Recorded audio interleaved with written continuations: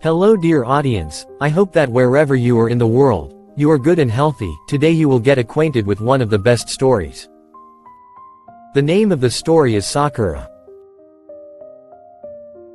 This book is created electronically, and has 7 completely different chapters. I should note that this story is not for children, and is only for teenagers and adults, so, please dears, be careful in this regard.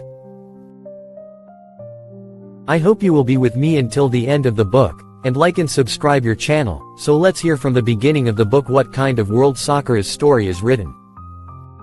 Preface. When your memories begin with fire and ash, destiny can be nothing but war. Sakura lost everything in her childhood, her family, her peace, and her faith in the world. But from the heart of that ruin, something else was born, a silent yet unyielding will. On a journey through pain and power, Sakura takes up a sword feared by history itself. And with each step she takes, she moves further away from being human, but closer to the truth of who she is. Sakura is a tale of reconstruction, a woman reborn from vengeance, darkness, and a dream that only she can see. About the author. Hassan Reza is a writer born of borders, where memories are heavy and words sharper than blades. Through a fusion of lyrical narration, dark imagery, and a bilingual voice, he crafts stories forged in suffering and radiant with strength. In the years of his journey, he writes from within bittersweet experiences, weaving narratives out of despair. Sakura is the product of a year-long struggle, rooted in memories, shaped by a culture close to Japan, and driven by the desire to understand the complexity of being human. Backed by a love for the Dari language and the questions of migration, Hassan builds bridges between worlds that have rarely spoken to each other. For him, writing is not merely a tool, but a ritual of reconstruction, and Sakura stands as the emblem of that rebirth. Chapter 1. Sakura's life. It was the final days of World War I, and the people of Japan were weary, exhausted from endless war and ruin. The Mizaki family, father, Otada, mother, Kairo, elder brother, Schwan, and the daughter, Sakura, lived in a rural village in southern Kyushu. Their small wooden house nestled among rice fields, with the scent of fresh earth and the nighttime chorus of crickets, offered a simple, peaceful life now shadowed by conflict. The fire of war had crept into every corner, and the Mizakis were forced to hide in a cold, dark shelter. Its wooden walls smelled of dampness, and a heavy silence pressed down on the space, broken only by faint breathing and, at times, the trembling hands of a nervous Sakura. On one of these tense nights, Otada whispered gently, "Children, stay here, I'll go out and see if there's any rice or food to be found." Kairo replied anxiously, "Just be careful no one sees you." Schwan, trying to appear brave, said, "Father, I'll come with you. I'm grown up now, I can help." Otada looked at his son for a moment, and with a soft smile said, "All right, but be careful, my son." Outside the shelter, the silence of night was pierced by the rustling wind through trees and shadows shifting in the moonlight. A constant feeling of danger lingered. Father and son searched an old storehouse for food when suddenly the sound of horses' hooves echoed against the earth. Riders emerged from the darkness. They were bandits, seizing the moment to attack and plunder small villages. One of them shouted in a dry, grating voice, "Hey, what are you doing here? How are you still alive?" Otada knelt in fear and said, "We were only searching for food, my lord. Forgive us, we'll leave right now." Then he turned to Schwan, "Run, we must escape." But Officer Sumo laughed, and said to his brother Zuko, "Hey Zuko, I bet even in this darkness, my shot won't miss." Before Otada and Schwan could take a single step, 2 arrows flew. Both bodies collapsed to the ground, lifeless. Inside the shelter, Kairo witnessed the scene and screamed, a cry pulled from the depths of her soul. It sent a tremor through Sakura's spirit. Kairo rushed out, her hands trembling, and stumbled toward her husband and son. In the darkness, soldiers dragged Kairo before Officer Zuko. With eyes glistening from tears, she fell to her knees and stared into his merciless face. Zuko smiled and asked, "Were they your family?" Kairo replied softly, her voice quivering. "Yes." Zuko cackled and gestured to one of the soldiers. "Kill her." Moments later, the glint of a knife shimmered in the torchlight, and in one swift motion, Kairo's life was ended. Sakura, hidden inside the shelter, saw everything. Her eyes brimmed with tears, her heart clenched.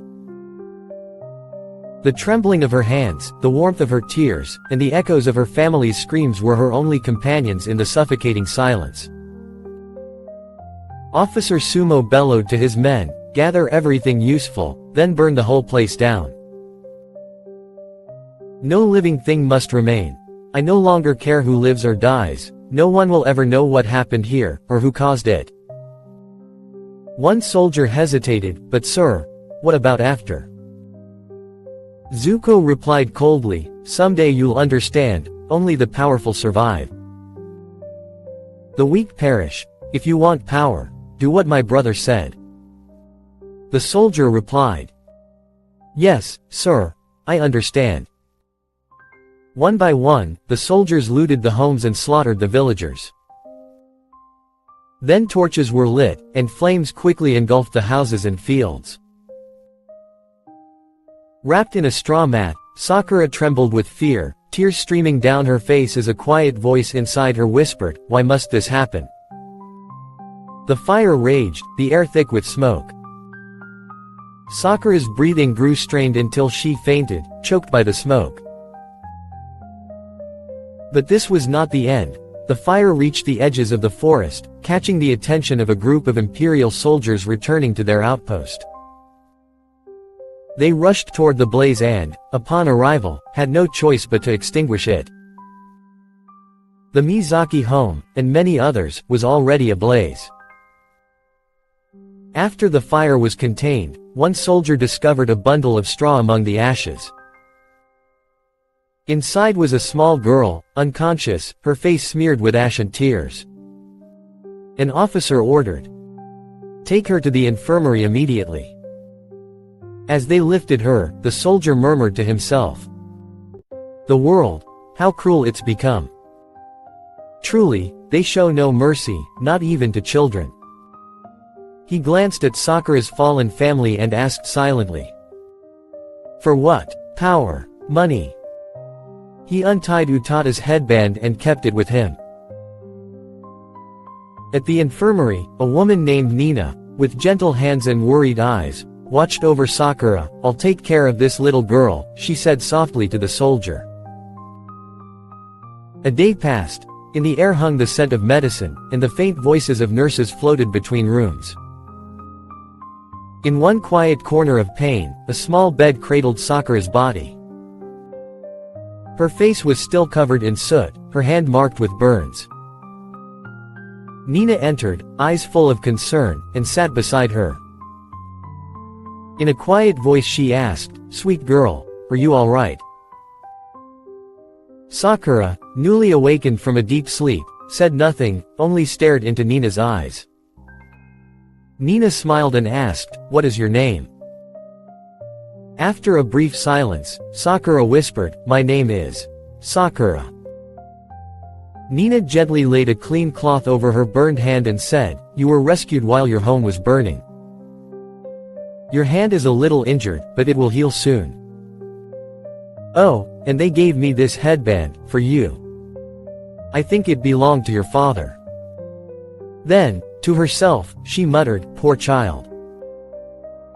See how power ends up in the hands of those who feel nothing, not even toward families, not even toward children."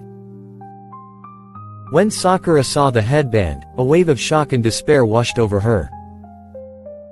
Memories of losing her father, mother, and brother rushed back. Tears filled her eyes as she whispered, "My father, my mother and brother. Where are they now?" Nina looked at her with compassion, saying nothing, and held her in a warm embrace, hoping to ease just a fragment of her pain. The following night, Sakura lay restless on her bed, sleep eluding her. Her thoughts drifted through sorrow-soaked memories. Yet within the darkness, an unfamiliar feeling surged, a flicker of resolve, a yearning to move forward, to reclaim what had been lost. Maybe the fire now burning within her heart had ignited that silent determination. In a shadowy corner of the infirmary, an old man lay motionless. His body trembled faintly, and his blank, distant gaze revealed he was trapped in memories not far removed. His cracked lips began to move, filling the room with a murmured voice. "The forests of the north. There, you could hear the trees speaking. Shadows. Creatures no human should ever see." He closed his eyes briefly, then continued in a louder voice, "I was there, my son fighting beside me, flames devouring everything, and then I saw them. The shadows. They were alive, breathing, the forest never forgives. The great commander, he's still there.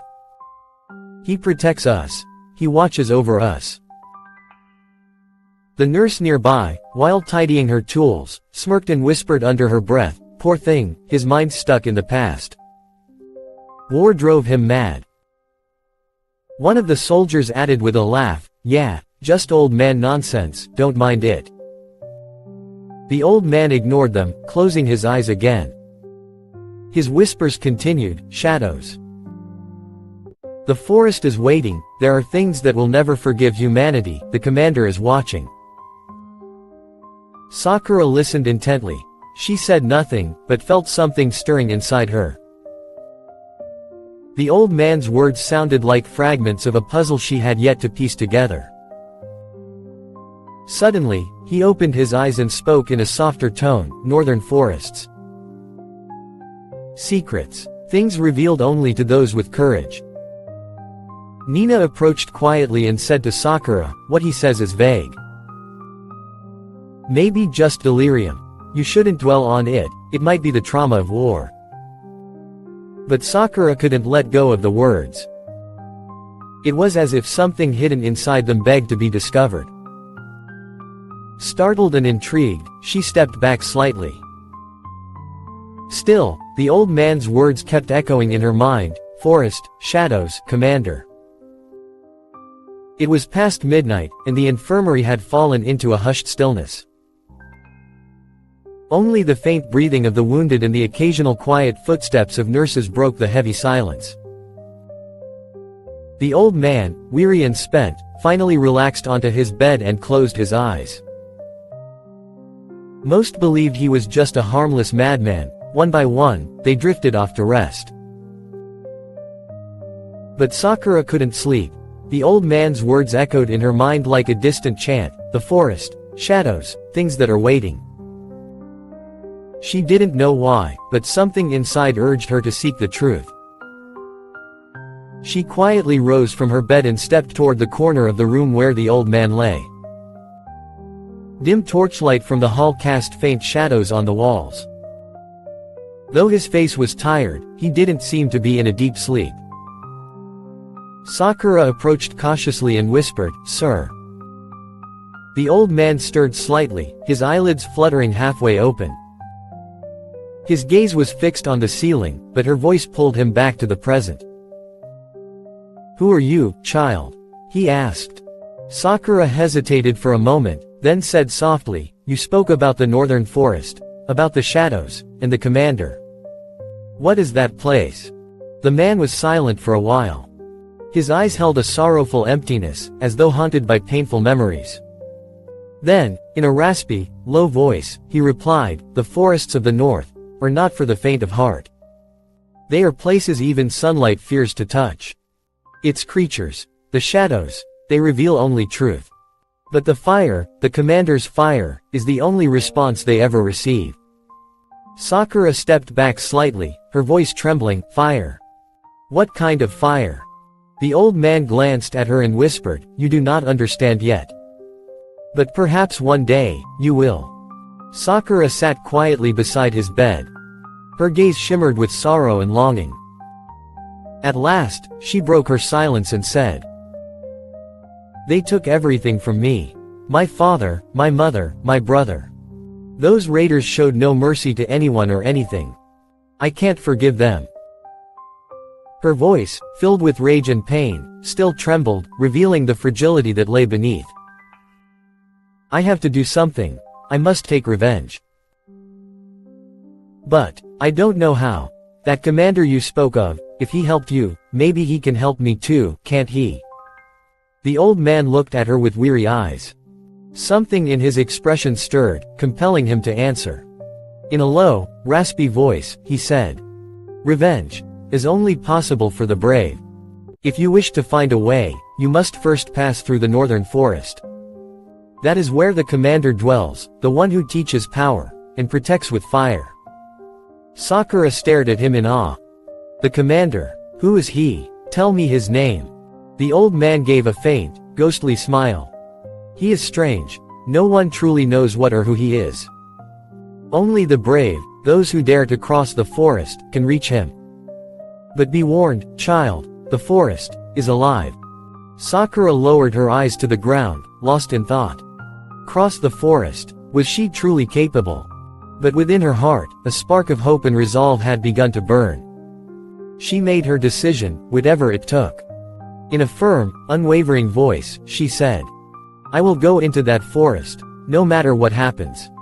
The old man whispered, "Then prepare yourself, girl, the forest gives nothing. It only takes, from those who are worthy." How could a little girl, barely 8 or 9 years old, endure such a perilous path? The northern forest was not only filled with mysterious beings and lurking shadows, but it was alive. And the forest only opened its path to those who deserved to walk it. How could a child so young face a task so vast? Sakura had made her decision. The old man's words echoed inside her like seeds planted deep in her soul, now beginning to sprout. She closed her eyes and listened, not to words, but to the voice of her own heart, calling her with courage. No one might have believed such a journey possible for a child. But she, Sakura, was the girl who would challenge the northern forests, a child with a small heart and tender hands. Yet a fire burned vast and fierce within her. Follow us to listen to the next episode, and thank you for being with us so far.